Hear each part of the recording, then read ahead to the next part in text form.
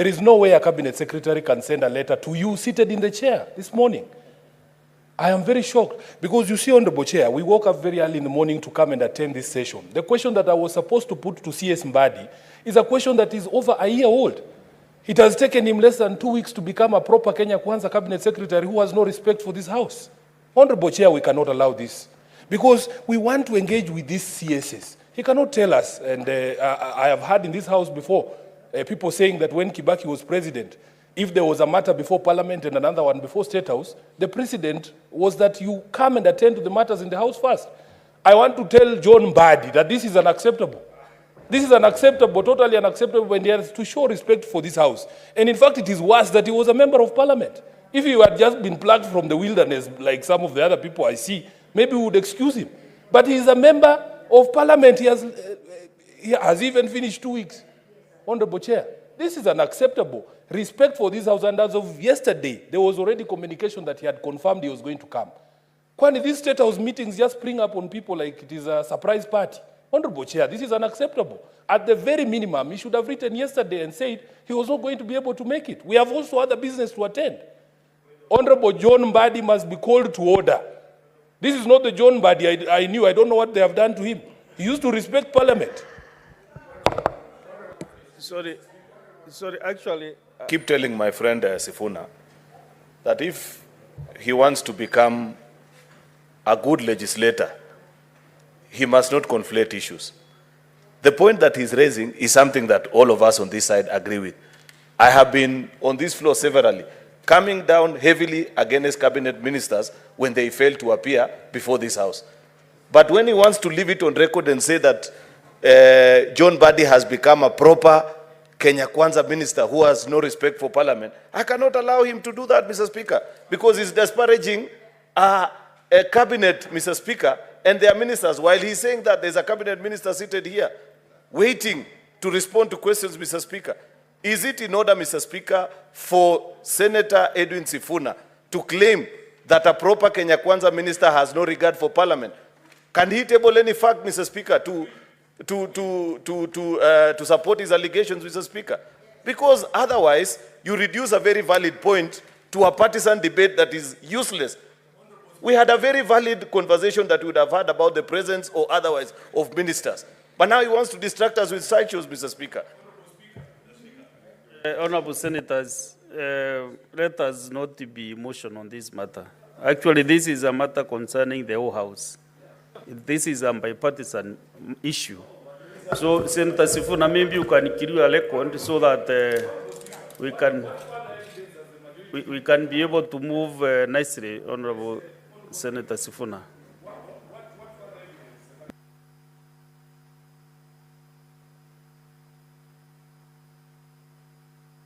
No, I've asked him to clarify that bit so that... You don't want me to speak? Honorable Speaker, I don't know what other evidence the majority leader would want tabled of disrespect of this House other than the letter that has been brought to you while you are seated in the chair. And the fact that he admits that we have engaged on this issue repeatedly, it is indicative of a tradition within the Kenya Kwanza government that they disrespect this House all the time. We have dealt with this issue more than enough times, Honorable Speaker, and the majority leader cannot gag me. You cannot gag me, Honorable Cheruyot. The disrespect is in that letter that has been brought this morning. We woke up here to do this job. Where is Mbadi? You can't defend Mbadi. Have your seat, Senator Sifuna. Senator Enoch.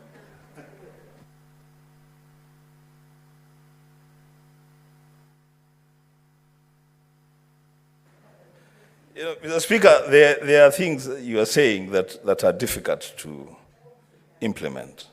When you say people should not be emotional about this matter, it's difficult not to be emotional about what we have just witnessed.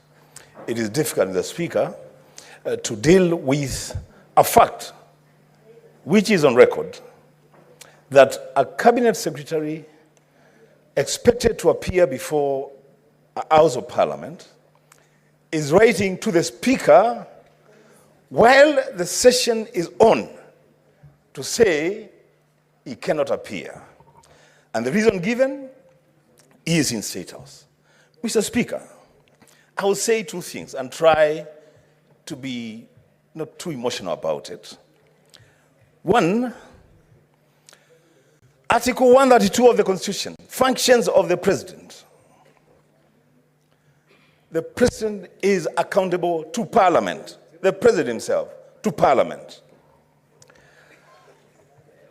Article 153 of the Constitution. The Cabinet is accountable to Parliament. Mr. Speaker, those two articles read together place the Parliament of the Republic of Kenya at such a position that when you are required to appear before either a committee of Parliament or a plenary sitting of Parliament, then everything else must stop. Mr. Speaker, this is just plain reading of the law. And you know, when now I see my brother, my very good friend, the Senator of Kericho, who is also the majority leader, getting emotional and saying that Senator Sifuna should be taught a lesson. Mr. Speaker, I'm wondering, between Senator Sifuna and the CS for Treasury, who needs to be taught certain lessons? Mr. Speaker, just allow me to finish. Mr. Speaker, this is a serious matter.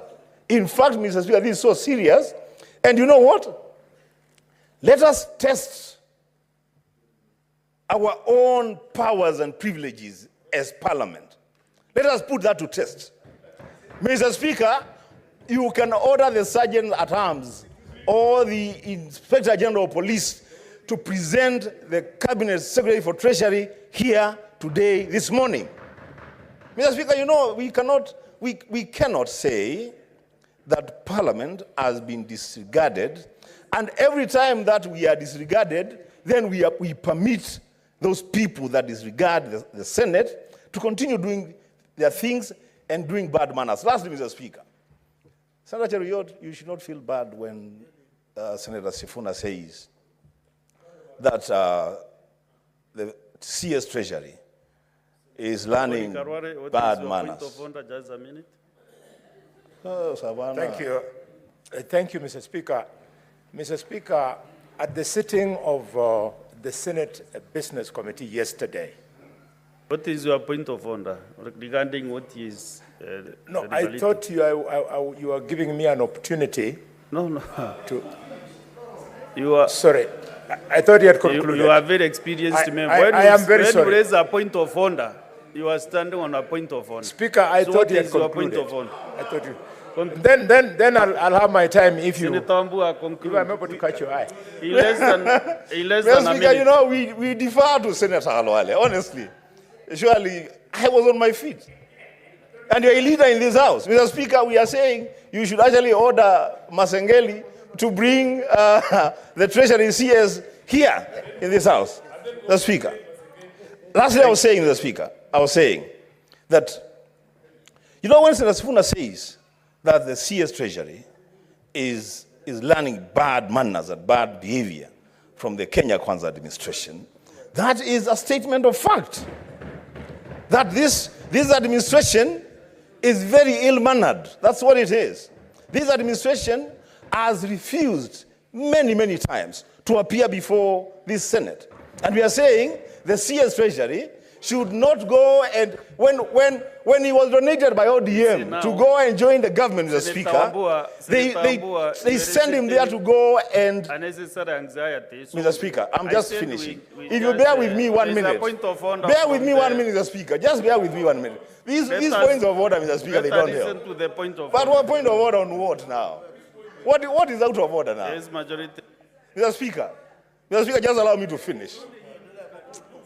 Just allow me to finish, Mr. Speaker. I have 1 minute. Just 1 minute. There is majority, Linda. You know, I was willing to allow these cheap shots to pass.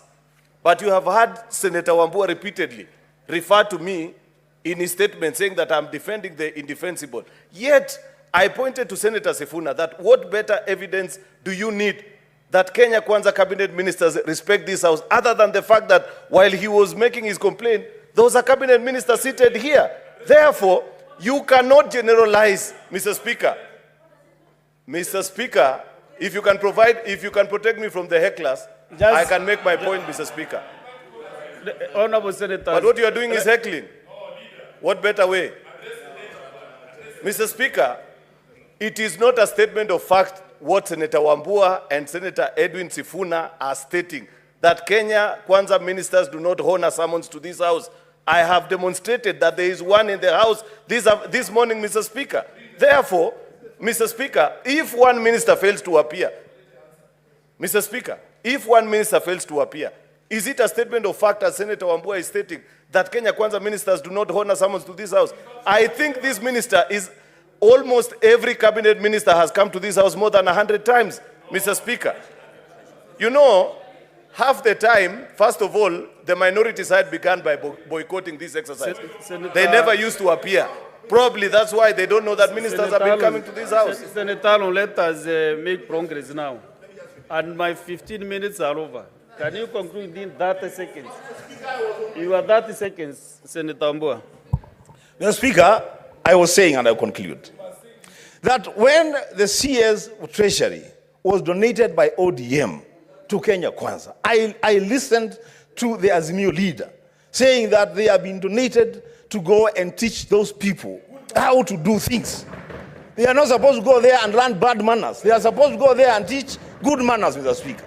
So it should be produced here in this house. I thank you, Mr. Speaker. Senator Joyce Korir. Yeah, thank you very much, Honorable Speaker. I also want to raise... Majority Leader Senator Sifuna.